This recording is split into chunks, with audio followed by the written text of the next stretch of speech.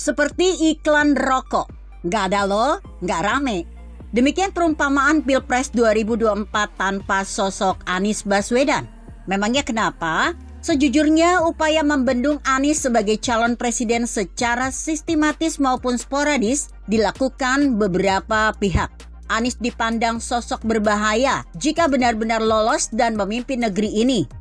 Maka persoalan etnis yang melatar belakangi sosoknya dan kedekatannya dengan Amerika Serikat sebagai Golden Boy, sebagaimana Susilo Bambang Yudhoyono, terus diusik. Belum lagi sepak terjang Anies semasa memimpin DKI Jakarta yang dianggap antitesis Ahok. Padahal etnis Arab Yaman seharusnya tidak dipersoalkan karena bersifat given alias sudah dari sononya. Sama seperti Ahok yang berlatar etnis Tionghoa atau Ganjar Pranowo yang beretnis Jawa.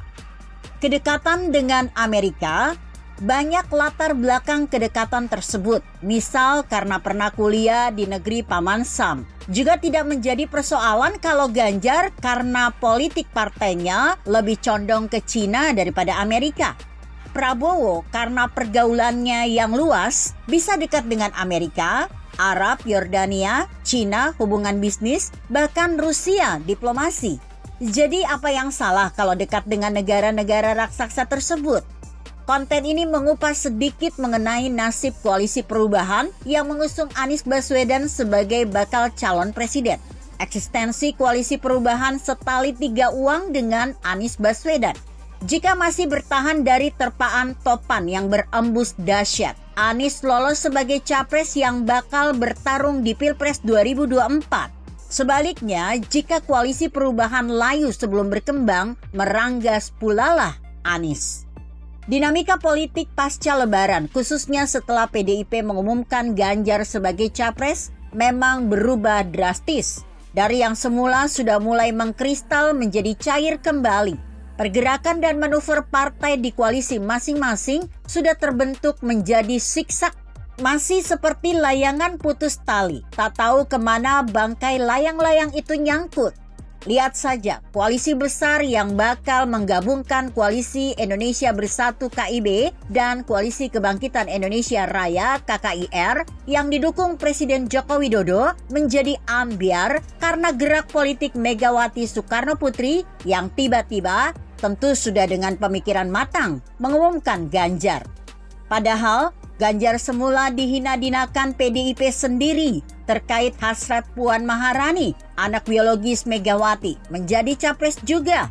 PDIP segera mendapat dukungan P3 dan Hanura. Meski tanpa berkoalisi pun, Partai Banteng ini sudah memegang tiket Pilpres 2024 karena presidensial threshold sudah mencapai 20%. Yang menarik, kalau tidak mau dikatakan membingungkan, adalah manuver P3 yang mendukung PDIP. Padahal Partai Ka'bah ini sudah menjadi anggota KIB bersama Golkar dan PAN. Belakangan terdengar kabar P3 mendorong Sandiaga Uno yang beberapa waktu berlabuh ke P3 sebagai bakal cawapres. Bukankah manuver P3 ini menjadikan eksistensi KIB terancam?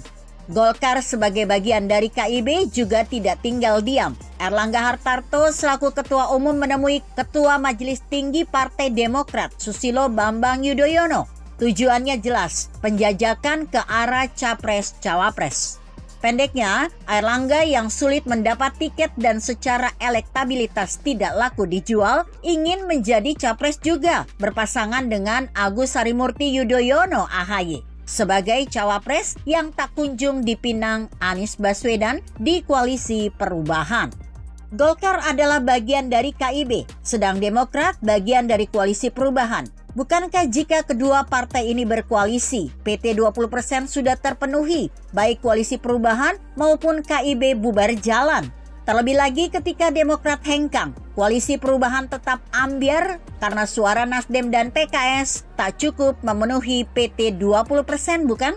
Pun manuver PKS sebagai bagian dari koalisi perubahan yang aktif menyokong nama capres di luar AHY dan Ahmad Heriawan sungguh menggoyahkan elektabilitas koalisi perubahan itu sendiri. Mengapa tidak berembuk saja memilih antara AHY atau Ahmad Heriawan?